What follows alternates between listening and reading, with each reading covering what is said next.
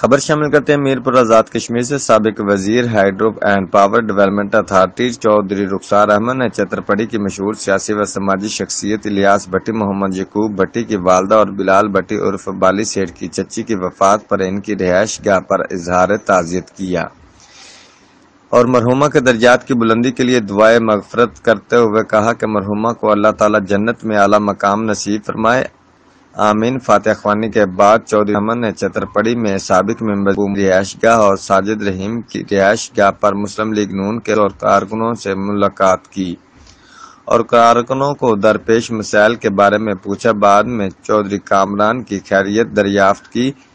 Report Raja Shaukat, Jio express news, Mirpur Azad Kashmir.